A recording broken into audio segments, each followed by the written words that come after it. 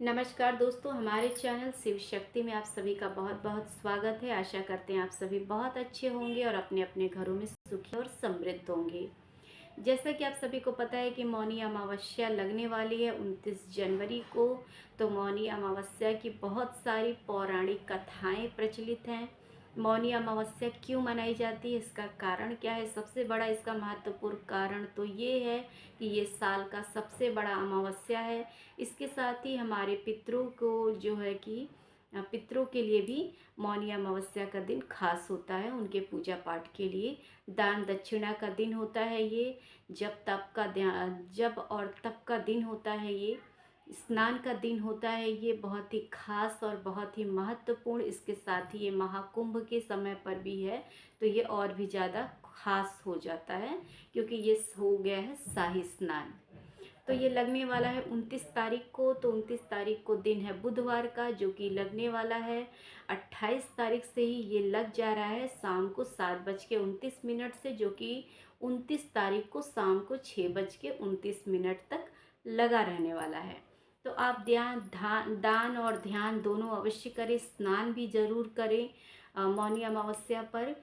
अगर हो सके तो नदियों में स्नान करें। अगर ऐसा ना हो सके तो आप अपने घरों में भी स्नान कर सकते हैं, गंगा जल डाल करके और तिल डाल करके। ऐसी कोई समस्या नहीं है, भगवान से प्रार्थना कर सकते हैं, भगवान विष्णु। और साथ ही आप सभी को पता होगा कि जो है कि सारे देवी देवता इस दिन धरती पर विराजते हैं। तो भगवान से प्रार्थना अपने लिए अवश्य करें, अपने लोगों के लिए, अपने आसपास के लिए, सबके लिए प्रार्थना ज़रूर करें। तो इसके साथ ही अमावस्या की कुछ रोचक कथाएं भी हैं।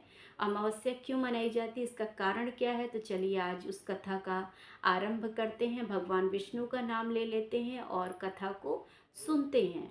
तो कथा इस प्रकार है दोस्तों कि कांचीपुरम नामक एक गांव था और उस गांव में एक ब्राह्मण थे जिनका नाम था देवस्वामी, और उनकी पुत्री एक जिसका नाम गुणवती, और उनके 7 पुत्र थे।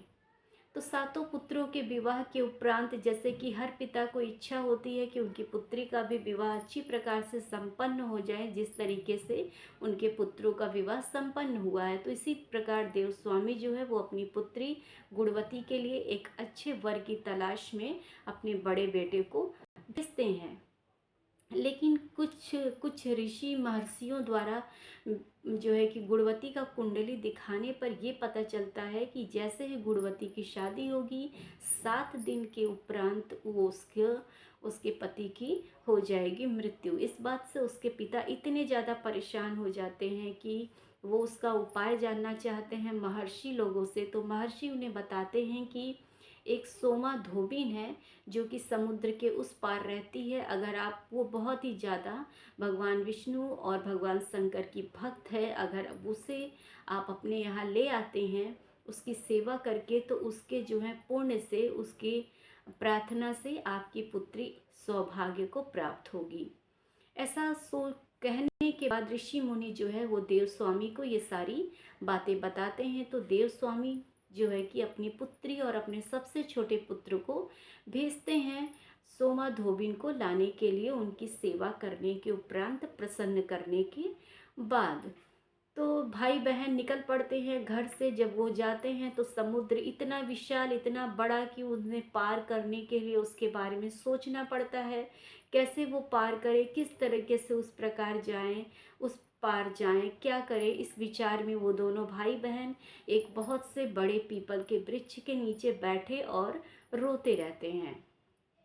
उसी पीपल के वृक्ष में 2 बच्चे रहते हैं गिद्ध के, जो कि ये सारी चीज़ें, ये सारी घटनाएं देखते हैं और बहुत ज़्यादा परेशान हो जाते हैं। जब उनकी माँ शाम को वापस आती है तो बच्चे दोनों अपनी माँ से बोलते हैं कि माँ, अभी हम लोग खाना नहीं खाएंगे, पहले ये जो प्राणी हमारे आसपास बैठे हुए हैं, पहले आप इनको खाना खिलाइए, इनके दुख को सुनिए, उसका समाधान करिए, उसके उपरांत ही हम खाना खाएंगे। उनके ऐसा कहने के बाद गिद्धनी जो उनकी माँ थी, वो दोनों भाई बहन गुणवती के पास आती है और उससे सारी जानकारी प्राप्त करती है। गुणवती के सारी जो है कहानी और परेशानी बताने के उपरांत गिद्धनी बोलती है कि तुम लोग खाना खा करके विश्राम करो, मैं सुबह तुम्हें उस पार सागर के पहुंचा दूंगी। ऐसा कहने के उपरांत दोनों भाई बहन रात में आराम करते हैं। सुबह जो है कि गिद्धनी उन दोनों को समुद्र के उस पार पहुंचा देती है। उस पार जाने के उपरांत जो है कि गुणवती और उसका भाई दो जो सोमा धोबिन है उसके यहाँ पहुँचते हैं। और दोनों भाई बहन जो है कि रात में ही सुबह के 4 बजे ही उसके घर की, धोबिन के घर की पूरी लिपा पोती साफ सफाई करके हर काम को संपन्न कर देते हैं। ऐसा काफ़ी दिनों तक चलता रहता है, कम से कम 4 से 5, एक हफ्ता 10-15 दिन इस तरीके से काम चलता रहता है। तो जो है कि सोमा धोबिन एक दिन अपने बहुओं को इकट्ठा करती है और उनसे पूछती है कि ये सारे काम कौन कर रहा है। ऐसा कहने पर बहुएं बोलती हैं कि ये काम तो सिर्फ हम ही लोग करेंगे, और कौन करेगा। लेकिन सोमा धोबिन को उनकी अपने बहुओं की बातों पर विश्वास नहीं होता। इस कारण से वो रात में पूरी रात बैठ करके देखती है कि ये सारे कार्यकर्ता कौन है। उसके ऐसा देखने और ऐसा इंतज़ार करने के उपरांत वो देखती है कि एक बहुत ही ज़्यादा सुंदर और प्यारी सी लड़की आती है जो सारे काम को सुबह सुबह ख़त्म करती है। तो ऐसा देखने के उपरांत उसने जो है गुणवती से पूछा कि पुत्री तुम ऐसा क्यों करती हो। ये सारी बातें बताती है गुणवती उनको, सोमा धोबिन को, कि मेरे साथ ऐसी ऐसी समस्या है माता, आप मुझसे प्रसन्न हो और मेरे ऊपर अपनी कृपा बनाएं। ऐसा कहने पर धोबिन बोलती है कि ठीक है पुत्री, मैं तुम्हारे साथ तुम्हारे घर जरूर चलूँगी। उसके उपरांत जो है कि सोमा धोबिन जो है वो अपने बहुओं को बुलाती है और उनसे बोलती है कि तुम लोग यहाँ पर रहो, अगर कोई अप्रिय घटना होती है तो उसकी सूचना तुम हमें तुरंत देना। ऐसा कह करके सोमा धोबिन जो है कि गुणवती और उसके भाई के साथ कांचीपुरम नगर में प्रवेश करती है। वहाँ पर जाने के उपरांत जो है कि सोमा धोबिन के पुण्य जो उसका फल जो रहता है पूजा पाठ का, वो जो है वो आशीर्वाद के रूप में गुणवती को प्रदान करती है। जब गुणवती का शादी संपन्न होता है तो उसे सौभाग्य की प्राप्ति होती है। लेकिन उसके संचित गुणों की वजह से जो संचित गुण उसके रहते हैं सोमा धोबिन के, वो गुणवती को देने की वजह से उसके घर पर उसके पिता, उसके पति, उसके दामाद और उसके पुत्र की मृत्यु हो जाती है। ये अप्रिय सूचना सुनने के उपरांत जो है वो सोमा धोबिन वापस आती है, परंतु रास्ते में उसे एक पीपल का बहुत बड़ा वृक्ष मिलता है। वहाँ पर वो पूजा पाठ करने लगती है और भगवान विष्णु से प्रार्थना करती है। वो दिन था अमावस्या का। वो दिन अमावस्या का था। भगवान विष्णु का पूजा पाठ करने की वजह से पूरी रात भगवान की आराधना करती है, क्योंकि अमावस्या का दिन ऐसा होता है कि पूरा अंधेरा छाया रहता है।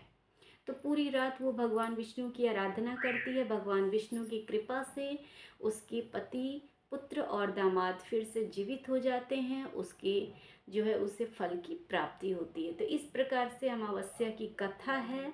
और अमावस्या इसीलिए है कि भगवान विष्णु आपके ऊपर अपनी कृपा बनाए रखें। तो अपने अमावस्या के दिन जो है कि अपने मन को शुद्ध रखिए, शांत रखिए और हो सके तो ज़्यादा से ज़्यादा मौन रहने की कोशिश अवश्य करिएगा। तो अगर वीडियो अच्छी लगे तो वीडियो को लाइक, चैनल को सब्सक्राइब, कमेंट और शेयर ज़रूर करें।